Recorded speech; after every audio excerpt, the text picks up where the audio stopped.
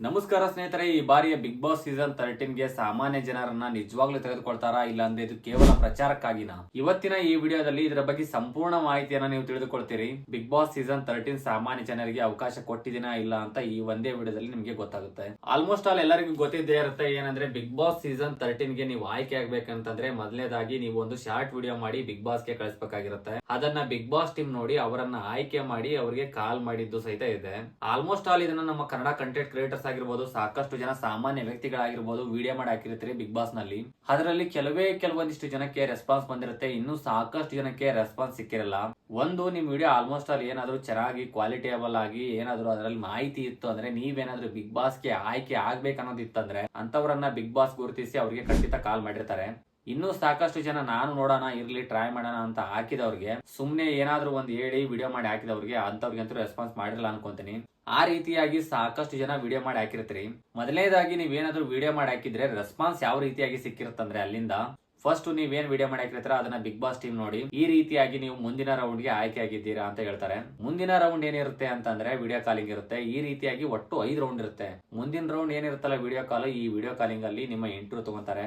ನಿಮ್ಮ ಬಗ್ಗೆ ಸಾಕಷ್ಟು ಪ್ರಶ್ನೆಗಳನ್ನ ಕೇಳಬಹುದು, ಸಾಕಷ್ಟು ವಿಚಾರಗಳನ್ನ ತಿಳಿದುಕೊಳ್ಳಬಹುದು ಬಿಗ್ ಬಾಸ್ ಟೀಮ್. ಈ ರೀತಿಯಾಗಿ ಒಂದು ಮುಂದಿನ ಅಪ್ಡೇಟ್ ಇತ್ತು. ವಿಡಿಯೋ ಕಾಲ್ ಅಲ್ಲಿ ಇಂಟರ್ವ್ಯೂ ಏನಾದ್ರು ಸೆಲೆಕ್ಟ್ ಆಗಿ ನೀವು ಮುಂದಿನ ರೌಂಡ್ ಗೆ ಆಯ್ಕೆ ಆದ್ರೆ ನಿಮ್ಗೆ ಮೇಲ್ ಮೂಲಕ ತಿಳಿಸ್ತಿದ್ರು. ಬಿಗ್ ಬಾಸ್ ಟೀಮ್ ನ ವಿಡಿಯೋ ಸಂದರ್ಶನ ಏನಿತ್ತು ಅದರಲ್ಲೂ ನೀವು ಏನಾದ್ರು ಸೆಲೆಕ್ಟ್ ಆದ್ರೆ ಮುಂದಿನ ರೌಂಡ್ ಗೆ ನಿಮ್ನ ಆಯ್ಕೆ ಮಾಡ್ಕೊತಿದ್ರು. ಮುಂದಿನ ರೌಂಡ್ ಗೆ ನೀವೇನಾದ್ರೂ ಆಯ್ಕೆ ಆದ್ರೆ ಅಲ್ಲೊಂದು ಸ್ಟೆಪ್ ಇತ್ತು, ಅದೇನಂತಂದ್ರೆ ಗ್ರೂಪ್ ಡಿಸ್ಕಷನ್. ಗ್ರೂಪ್ ಡಿಸ್ಕಷನ್ ಅಲ್ಲಿ ಏನಾದ್ರು ಸೆಲೆಕ್ಟ್ ಆದ್ರೆ ಡೈರೆಕ್ಟ್ ಆಗಿ ನೀವು ಅಗ್ನಿ ಪರೀಕ್ಷೆಗೆ ಹೋಗ್ತಿದ್ರಿ. ಅಗ್ನಿ ಪರೀಕ್ಷೆಯಲ್ಲಿ ಏನ್ ಮಾಡ್ತಿದ್ರು ಅಂತಂದ್ರೆ, ಇಷ್ಟು ರೌಂಡ್ ಮೂಲಕ ಏನಾಯ್ತಲ್ಲ ಈ ಸದ್ಯ 3 ರೌಂಡ್, ಈ 3 ರೌಂಡ್ ಅಲ್ಲಿ ನೀವು ಕೊನೆಗೆ ಅಗ್ನಿ ಪರೀಕ್ಷೆ ಬರೋಷ್ಟರಲ್ಲಿ ಅಂದ್ರೆ 4ನೇ ರೌಂಡ್ ಅಲ್ಲಿ ಕೊನೆಗೆ ಅಗ್ನಿ ಪರೀಕ್ಷೆ ಬರೋಷ್ಟರಲ್ಲಿ 50 ರಿಂದ 60 ಜನ ಉಳಿಸ್ತಿದ್ರು. 50 ರಿಂದ 60 ಜನನ ಏನ್ ಉಳಿಸ್ತಿದ್ರಲ್ಲ, 50 ರಿಂದ 60 ಜನದಲ್ಲಿ 10 ಜನದ್ದು ಒಂದು ಗ್ರೂಪ್ ಮಾಡಿ 5 ರಿಂದ 6 ಗ್ರೂಪ್ ಗಳನ್ನ ಮಾಡಿ ಅದರಲ್ಲಿ 20 ರಿಂದ 30 ಜನ ಸೆಲೆಕ್ಟ್ ಮಾಡ್ತಿದ್ರು. ಅವ್ರಿಗೆ ಈ ಬಾರಿಯ ಬಿಗ್ ಬಾಸ್ ಗೆ ಹೋಗೋಕೆ ಆಪರ್ಚುನಿಟಿ ಕೊಡ್ತಿದ್ರು. ಆ 20 ರಿಂದ 30 ಜನ ಏನ್ ಮಾಡ್ತಿದ್ರು ಅಂತಂದ್ರೆ ಅಗ್ನಿ ಪರೀಕ್ಷೆಯ ಆಟಗಳನ್ನ ಕೊಡ್ತಿದ್ರು. ಅಗ್ನಿ ಪರೀಕ್ಷೆ ಆಟಗಳು ಅಂತಂದ್ರೆ ಏನು ಅಂತಂದ್ರೆ, ಇದೇನು ಹೊಸದಾಗಿ ನಡೀತಿಲ್ಲ ಅಗ್ನಿ ಪರೀಕ್ಷೆ ಅಂತ. ಹಿಂದೆ ತೆಲುಗು ಬಿಗ್ ಬಾಸ್ ನಲ್ಲಿ ಈಗಾಗಲೇ ಮಾಡಿಬಿಟ್ಬಿಟ್ಟವ್ರು ಇದನ್ನ. ತೆಲುಗು ಬಿಗ್ ಬಾಸ್ ನಲ್ಲಿ ಏನ್ ಮಾಡಿದ್ದಾರೆ ಅಂತಂದ್ರೆ, ಅಗ್ನಿ ಪರೀಕ್ಷೆ ಅನ್ನೋ ಒಂದು ಇದೇ ತರ ಸಾಮಾನ್ಯ ಜನರಿಗೆ ಅವಕಾಶ ಕೊಟ್ಟು ಅದರಲ್ಲಿ ಕೆಲವೊಂದು ಜನ ಆಯ್ಕೆ ಮಾಡಿ ಕೊನೆಗೆ ಅವರಿಗೆ ಡೇರ್ ಚಾಲೆಂಜ್ ಅನ್ನ ಕೊಟ್ಟು ತಲೆ ಬೋಳ್ಸೋದಾಗಿರ್ಬೋದು, ಫೋನ್ ಹೊಡೆಯೋದಾಗಿರ್ಬೋದು, ಇನ್ನೂ ಕೆಲವೊಂದಿಷ್ಟು ಆಕ್ಟಿವಿಟೀಸ್ ಗಳನ್ನ ಮಾಡಿಸ್ತಿದ್ರು. ಅವರು ಬಿಗ್ ಬಾಸ್ ಗೋಸ್ಕರ ಇದನ್ನೆಲ್ಲ ಮಾಡ್ತಾರಾ ಇಲ್ಲ ಅನ್ನೋದ್ರ ಬಗ್ಗೆ ಈ ರೀತಿಯಾದಂತಹ ಸಾಕಷ್ಟು ಆಕ್ಟಿವಿಟೀಸ್ ಗಳನ್ನ ಮಾಡಿಸೋ ಮೂಲಕ ಅಲ್ಲಿ ಬಿಗ್ ಬಾಸ್ ಟೀಮ್ ಅವರು ಬಿಗ್ ಬಾಸ್ ಗೆ ಹೇಗ್ ಬರ್ತಾರೆ, ಬರೋದಕ್ಕೋಸ್ಕರ ಎಷ್ಟು ಎಲ್ಲ ಏನೇನೆಲ್ಲ ಎಫರ್ಟ್ ಆಗ್ತಾರೆ ಅನ್ನೋದ್ರ ಬಗ್ಗೆ ಜನಗಳಿಗೆ ತೋರಿಸುವಂತ ಕೆಲಸ ಮಾಡಿದ್ರು. ಅದೇ ರೀತಿಯಾಗಿ ಕನ್ನಡ ಬಿಗ್ ಬಾಸ್ ನಲ್ಲೂ ಈ ಸಾರ್ತಿ ನಡೆಯುತ್ತೆ ಅನ್ಕೊಂಡಿದೀವಿ. ಆಲ್ಮೋಸ್ಟ್ ಈ ಸಾರ್ತಿ ಏನಾದ್ರು ಅಗ್ನಿ ಪರೀಕ್ಷೆಗೆ ಸೆಲೆಕ್ಟ್ ಆಗಿದಾರಲ್ಲ ಅವರಿಗೂ ಡೇರ್ ಚಾಲೆಂಜ್ ಕೊಡೋದಾಗಿರ್ಬೋದು, ಸಣ್ಣ ಪುಟ್ಟ ಆಕ್ಟಿವಿಟೀಸ್ ಗಳನ್ನ ಮಾಡಿಸೋದಾಗಿರ್ಬೋದು, ಇದನ್ನೆಲ್ಲ ಮಾಡಿ ಅದರಲ್ಲಿ 5 ರಿಂದ 6 ಜನನ ಸೆಲೆಕ್ಟ್ ಮಾಡ್ತಾರೆ. ಅದರಲ್ಲೂ ಅತ್ಯುತ್ತಮ ಅಭ್ಯರ್ಥಿಗಳನ್ನಾಗಿ ಸೆಲೆಕ್ಟ್ ಮಾಡ್ತಾರೆ. ಅವ್ರನ್ನ ಅತ್ಯುತ್ತಮ ಅಭ್ಯರ್ಥಿಗಳನ್ನಾಗಿ 6 ಜನ ತಗೊಂಡಿರ್ತಾರೆ ಅನ್ಕೊಳ್ಳೋಣ.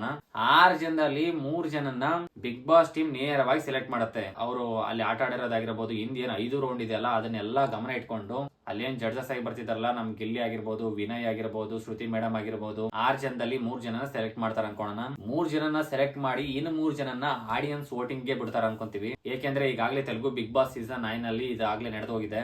ಅದರಿಂದ ಈ ತರ ನಡಿಬಹುದು ಅನ್ಕೋಬಹುದು ನಾವು ಅಷ್ಟೇ. ಈ ರೀತಿಯಾಗಿ ಸ್ಟೆಪ್ ಬೈ ಸ್ಟೆಪ್ ಆಗಿ ಬಿಗ್ ಬಾಸ್ ಸೀಸನ್ 13 ಗೆ ಸಾಮಾನ್ಯ ಅಭ್ಯರ್ಥಿಗಳನ್ನ ಸೆಲೆಕ್ಟ್ ಮಾಡ್ತಾರೆ. ಸಾಕಷ್ಟು ಜನ ಬಿಗ್ ಬಾಸ್ ಸೀಸನ್ 13 ಸಾಮಾನ್ಯ ಜನರಿಗೆ ಅವಕಾಶ ಇಲ್ಲ ಅನ್ನೋದ್ರ ಬಗ್ಗೆ ಸಾಕಷ್ಟು ಜನ ವಿಡಿಯೋ ಮಾಡಾಕಿದ್ರು. ಜನ ಸಾಮಾನ್ಯರನ್ನ ಎಲ್ಲಿ ಕರ್ಕೊಂತಾರೆ, ಅವರು ದೊಡ್ಡ ದೊಡ್ಡ ಸೆಲೆಬ್ರಿಟಿನ ಕರ್ಕೊಂತಾರೆ ಅಂತ ಸಾಕಷ್ಟು ಜನ ಹೇಳ್ತಿದ್ರು. ಸಾಕಷ್ಟು ಜನ ವಿಡಿಯೋ ಸಹಿತ ಮಾಡಾಕಿದ್ರು.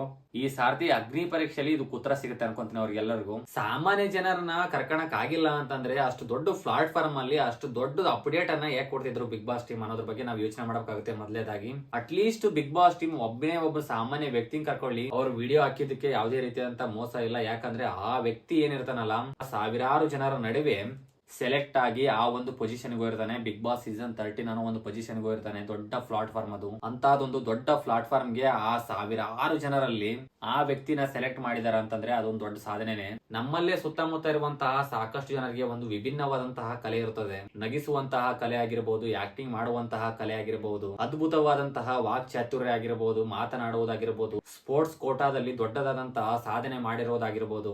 ಈ ರೀತಿಯಾದಂತಹ ಸಾಕಷ್ಟು ಕಲೆ ಇರ್ತದೆ. ಅಂತವರಿಗೆ ಒಂದು ಅವಕಾಶ ಸಿಕ್ಕಂತಾಗುತ್ತದೆ. ಈ ವಿಡಿಯೋದ ಮುಖ್ಯ ಉದ್ದೇಶ ಏನಾಗಿತ್ತಂದ್ರೆ ಬಿಗ್ ಬಾಸ್ ಸೀಸನ್ 13 ಸಾಮಾನ್ಯ ಜನರನ್ನ ಯಾವ ರೀತಿಯಾಗಿ ಆಯ್ಕೆ ಮಾಡಿಕೊಂಡ್ರು, ಯಾವ ರೀತಿಯಾಗಿ ಆಯ್ಕೆ ಮಾಡಿಕೊಳ್ಳುವಂತಹ ಪ್ರಕ್ರಿಯೆ ಇತ್ತು, ಅದರಲ್ಲಿ ಎಷ್ಟು ಜನನ ಸೆಲೆಕ್ಟ್ ಮಾಡಿಕೊಂಡು ಯಾವ ರೀತಿಯಾಗಿ ತಗೊಂತಾರೆ ಅನ್ನೋದ್ರ ಬಗ್ಗೆ ಆಗಿರ್ಬೋದು, ನಮ್ಮ ಸುತ್ತಮುತ್ತ ಇರುವಂತಹ ಪ್ರತಿಭೆಗಳನ್ನ ಗುರುತಿಸೋದಾಗಿರ್ಬೋದು, ಈ ಎಲ್ಲ ಸಾಕಷ್ಟು ಮಾಹಿತಿಗಳನ್ನ ತಿಳ್ಕೊಂಡ್ರಿ ಅನ್ಕೊಂತೀನಿ. ಬಿಗ್ ಬಾಸ್ ಸೀಸನ್ 13ಗೆ ಈ ಬಾರಿ ಸಾಮಾನ್ಯ ಜನರು ಆಯ್ಕೆ ಆದ್ರೆ ಯಾವ ರೀತಿಯಾಗಿರುತ್ತೆ ಅನ್ನೋದನ್ನ ಕಮೆಂಟ್ ಬಾಕ್ಸ್ ಅಲ್ಲಿ ತಿಳಿಸಿ. ವಿಡಿಯೋದ ಮಾಹಿತಿ ಇಷ್ಟವಾಗಿದ್ದರೆ ಅಕೌಂಟ್ ನ ಫಾಲೋ ಮಾಡ್ಕೊಳ್ಳಿ. ಇದೇ ರೀತಿಯಾದಂತಹ ಸಾಕಷ್ಟು ಬಿಗ್ ಬಾಸ್ ಮಾಹಿತಿಗಳನ್ನ ನಿಮ್ಮ ಮುಂದೆ ತರ್ತೀನಿ. ಬಿಗ್ ಬಾಸ್ ಸೀಸನ್ 13 ಸಾಕಷ್ಟು ಅಪ್ಡೇಟ್ ಗಳಿಗಾಗಿ ನಮ್ಮ ಚಾನೆಲ್ ನ ಸಬ್ಸ್ಕ್ರೈಬ್ ಮಾಡ್ಕೊಳ್ಳಿ. ಮತ್ತೆ ಮುಂದಿನ ವಿಡಿಯೋದಲ್ಲಿ ಭೇಟಿಯಾಗೋಣ. ಅಲ್ಲಿವರೆಗೂ ಟೇಕ್ ಕೇರ್, ಗುಡ್ ಬೈ, ಜೈ ಕರ್ನಾಟಕ.